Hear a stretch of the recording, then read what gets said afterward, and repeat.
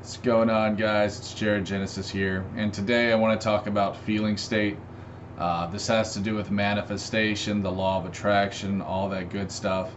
And more than anything today, guys, I want to talk about the heart. That's right, guys. Jared, the doctor of love, wants to talk about the heart with you, baby. I probably scared about 100 people off by saying that in this video. Oh well. It's not like I'm really doing this for views anymore anyway, but in all seriousness though, guys, if you study people like Neville Goddard, who's like the most famous name in terms of manifestation, the number one thing he talks about is quote unquote feeling states. And you basically feel with your heart. For those of you who didn't know, your heart is the most powerful organ you have. There's actually more electricity, more voltage in your heart than in your brain. It also has just as many neurons as your brain does. Yes, that's right. You can essentially think with your heart to an extent. Obviously, it doesn't work the same as the brain, but it's still more similar than you might think. Listen, guys, I'm not the sharpest tool in the shed. I don't know a whole lot about biology, but I can tell you this. The brain and the heart are in constant communication with each other through electromagnetic brainwaves. It's a beautiful dance that they do. And that's why you can't simply just rely on the mind in order to manifest. You have to think with your heart. Also, I just wanted to say this. This blessing that I'm about to receive that I've spoken about, I believe that I got this through manifestation, through practicing manifestation, and through doing stuff like self-affirmations. I still do self-affirmations every day. Not as much as I used to, but I'll tell you guys, I was going ham on the fucking, you know what I'm saying? Like, I subscribe to every fucking billionaire, I'm a billionaire YouTube channel. That's usually how it goes. I'm a billionaire. Money loves me. I love money. Stuff like that. Just things that you tell yourself to just constantly lock into your subconscious so that you dream about it. And your dreams are what create your reality. Like when you're sleeping, this is what Neville Goddard spoke on. Through your dreams is when the subconscious comes alive and is what creates your reality. And you know something crazy? Your reality is actually projected through your heart. That's right, bitch. This is a big word. Let's see if Jared Genesis can remember, but I believe it's called the toroidal field. That's what the heart creates and is what is basically the field around you, which is the reality, the simulation you're in. It all comes from your heart, man. I firmly believe this, and I believe that this is proven with stuff like quantum physics and really even just biology. That's just my opinion, but I'm pretty sure that opinion is fact. I'll leave it up to you, though, if you want to believe it as fact. That's your choice, man. But I will tell you guys this. One thing that is a fact, your thoughts dictate your mood. Throughout a lot of my life, I had negative thoughts. My negative thoughts came from, well, shitty environments. I didn't exactly have the best life in terms of, well, in terms of a lot of things, really. My friends, my family, school. I struggled with all of it, bro. I'm not trying to like play victim here or ask for a pity party, but I had a very challenging life, bro. I struggled a lot in school because school basically taught me that I'm stupid and that I'm weird because I don't talk much. I was very shy. I didn't speak a lot. People thought I was weird. I was weird. I'm not going to lie to you guys. I dressed very funny. I chose to just be different because I enjoyed being different. And I still do to this day. Authenticity, as I said in my last video, well, before my little dance, my little troll video, authenticity is the highest vibration, bro. When you're true to yourself, I believe that's when manifestations come. Because when you're not true to yourself, that's when God is still trying to show you lessons, still trying to help you understand yourself and your own path.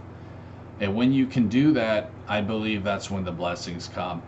And I believe this too. I was taken off the internet for 3 years for a reason, and that was to learn more about myself and more about God, which I was honestly able to do pretty well because, well, I had nothing else to do.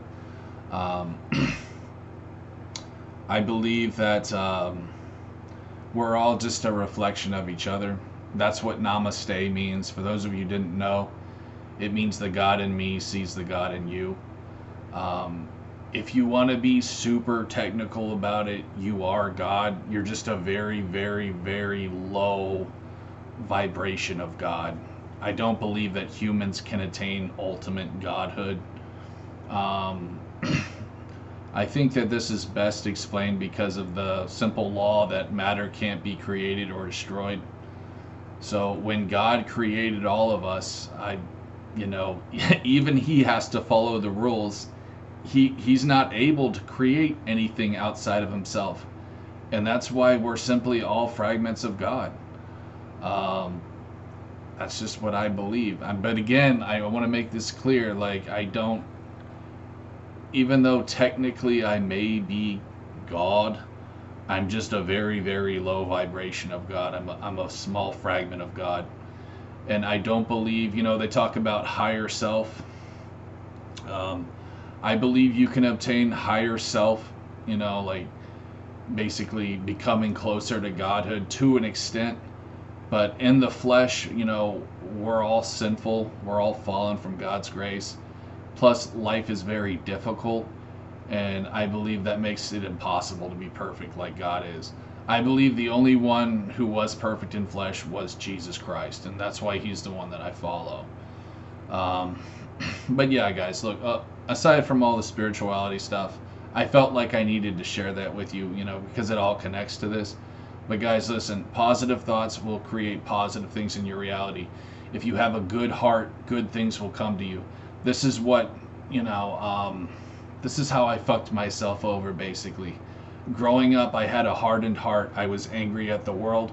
I was angry at a lot of people. I was angry at myself. I thought that I was stupid. I thought that I wouldn't amount to much.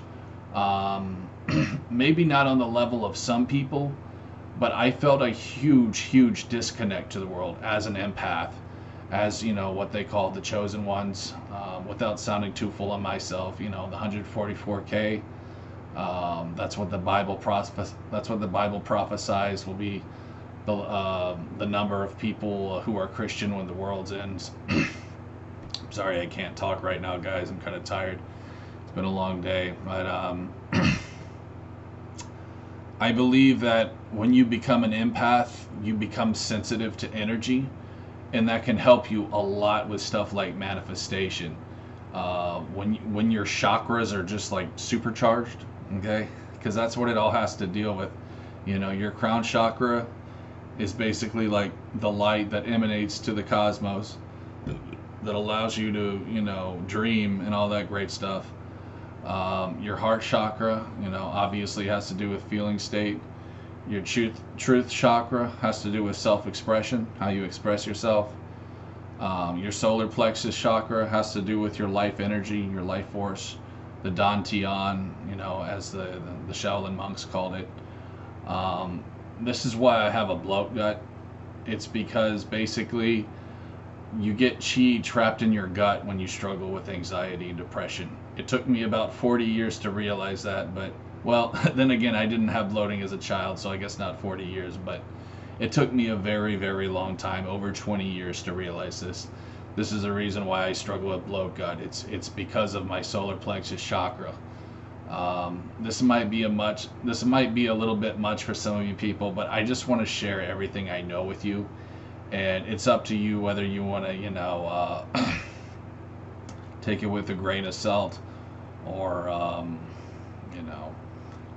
basically, I don't know. What's the opposite of take it with a grain of salt? Take it with a big fucking chunk of salt, I guess. Embrace it, carry it with you. Sorry, guys, that was a little bit of a brain fart there. But, Anyways, y'all, I think I pretty much shared everything I wanted to share.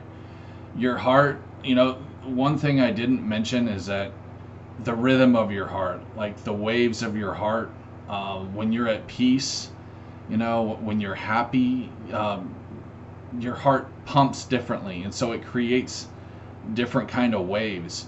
And your body knows, or your brain knows how you're feeling through your heart through those waves. So like when you keep, and guys, listen, forgive me, I'm not an expert on this, but like when those waves are at a slower pace through your heart, that's actually what keeps your brain waves slower. I believe they call it the alpha wave. Alpha male. You want to have those alpha waves. It's basically when you're relaxed and not in fight or flight mode. When you're in fight or flight mode, that ironically, that's the beta waves. You don't want to be a scared beta male. That's how I remember it anyways. I just thought that was funny. And those waves, I believe, have a lot to do with how you manifest. You can't manifest when you're in fight or flight mode.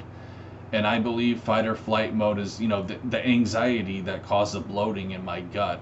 I'm learning so much right now. I am so blessed to have this knowledge. I hope this knowledge can help at least one of you.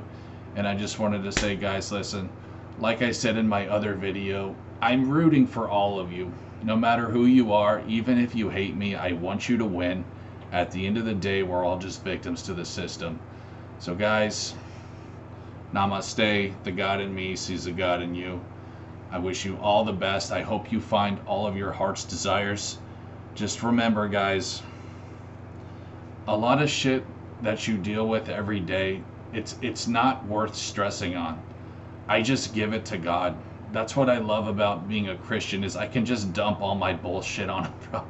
Hopefully I don't burn in hell for that. No, but I won't, because that's what he wants you to do. He wants you to just dump it all on him, bro. Don't live your life in worry and fear over silly, stupid things that really we have no control over. So guys, thanks for watching. I wish you all the best life, and just stay positive out there. We'll see you next time.